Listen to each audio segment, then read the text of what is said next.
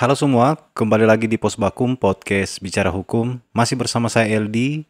Di podcast kali ini saya akan bicara mengenai alasan-alasan hukum yang bisa menjadi dasar untuk perceraian di pengadilan.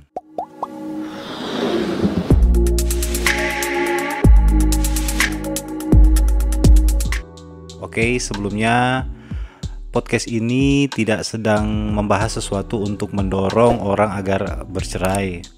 Jadi tidak begitu. Ini bicara soal hukum, sekadar berbagi pengetahuan, siapa tahu bisa mencerahkan dalam penyelesaian masalah hukum bagi semua orang, bagi siapa saja yang memang butuh informasi seperti ini. Oke, berbicara mengenai putusnya ikatan perkawinan antara suami, istri, itu terjadi karena adanya perceraian dan putusan pengadilan, termasuk karena kematian. Nah, soal perceraian dalam putusan pengadilan itu berkaitan langsung dengan satu proses permohonan atau gugatan ke pengadilan. Jadi kehendak seseorang untuk bercerai, baik itu suami maupun istri, harus diajukan dengan satu surat gugatan atau permohonan. Jadi kehendak seseorang untuk bercerai, baik itu suami maupun istri, harus diajukan dengan satu surat gugatan atau permohonan yang di dalam surat itu memuat alasan-alasan kenapa meminta cerai. Dan alasan-alasan bercerai yang dapat dibawa ke pengadilan adalah alasan-alasan yang berdasar hukum. Kenapa demikian? Karena kalau alasannya tidak berdasar hukum, itu berpotensi ditolak hakim nantinya. Artinya tidak bisa sembarang alasan untuk mengajukan cerai di pengadilan. Misalnya mau bercerai karena pasangan tidak romantis, atau ingin bercerai karena bosan dengan pasangan. Ini adalah contoh alasan-alasan yang tidak cukup berdasar hukum, sehingga berpotensi ditolak hakim nantinya. Oke, lalu apa-apa saja sebenarnya alasan-alasan hukum yang bisa dijadikan dasar untuk perceraian? Nah, soal alasan-alasan ini telah diatur di dalam undang-undang, tepatnya di pasal 39 ayat 2 Undang-Undang Nomor 1 Tahun 1974 tentang perkawinan.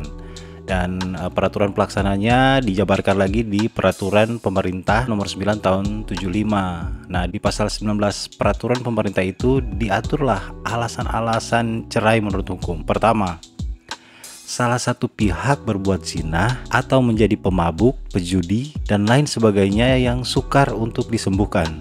Selanjutnya yang diatur dalam peraturan pemerintah tadi, alasan cerai kedua yaitu salah satu pihak meninggalkan yang lain selama 2 tahun berturut-turut. Maksudnya poin ini untuk dijadikan alasan hukum untuk bercerai itu terletak pada tenggat waktunya. Ada bahasa 2 tahun berturut-turut ditinggalkan. Jadi terjadi dulu 2 tahunnya. Nah, bisa baru 2 bulan, 5 bulan dijadikan alasan sudah tidak bersama selama 5 bulan jadi alasan untuk bercerai. Itu nggak bisa. Jadi kalau yang poin ini bicara soal tenggat waktu. Oke, lanjut ke poin ketiga yang bisa dijadikan alasan cerai. Salah satu pihak mendapatkan hukuman 5 tahun atau lebih berat. Ada kasus, entah kasus apa, salah satu pasangan tidak bisa menerima, misalnya suaminya kena kasus, udah masuk penjara, hukumannya 5 tahun atau 6 tahun, 10 tahun. Peristiwa itu bisa jadi alasan untuk si istri mengajukan perceraian di pengadilan. Nah, selanjutnya, poin berikutnya yang bisa dijadikan alasan bercerai, yaitu salah satu pihak melakukan kekejaman atau penganiayaan berat yang membahayakan terhadap pihak yang lain. Ini umumnya kita kenal sebagai kekerasan dalam rumah tangga, KDRT. Kalau yang ini memang banyak mungkin peristiwa yang sering kita lihat. Jadi alasan cerai, bahkan bersamaan dengan laporan kepolisian. Oke, selanjutnya yang bisa jadi alasan cerai menurut hukum yaitu salah satu pihak mendapat cacat badan atau penyakit yang mengakibatkan tidak dapat menjalankan kewajibannya sebagai suami atau istri. Ini kaitannya dengan medis kalau mau dibawa ke pengadilan. Jadi ada hasil pemeriksaan dokter atau bukti medis begitu. Tapi menyedihkan juga sih kalau alasan cerai seperti ini. Oke, selanjutnya yang bisa dijadikan alasan cerai menurut peraturan tadi, antara suami istri terus-menerus terjadi pertengkaran dan perselisihan yang tidak ada harapan lagi untuk hidup rukun. Nah, ini alasan yang paling banyak dipakai di dalam kasus perceraian. Dalam pengalaman kami menangani pos bantuan hukum di pengadilan, khususnya di pengadilan agama, alasan-alasan perceraian menggunakan peristiwa ada pertengkaran dan cekcok berkepanjangan ini yang paling banyak digunakan untuk mengajukan cerai. Nah, selanjutnya masih ada 2 lagi alasan menurut hukum yang bisa dijadikan dasar untuk bercerai. Tapi ini diatur dalam kompilasi hukum Islam. Artinya ini bisa dijadikan dasar terhadap perkawinan yang dilangsungkan menurut agama Islam. Ini diatur dalam kompilasi hukum Islam pasal 116. Yang pertama yaitu suami melanggar tahlik talak. Melanggar tahlik talak apa itu? Jadi di saat setelah akad nikah ini, si suami itu mengucapkan janji setelah akad kepada istrinya.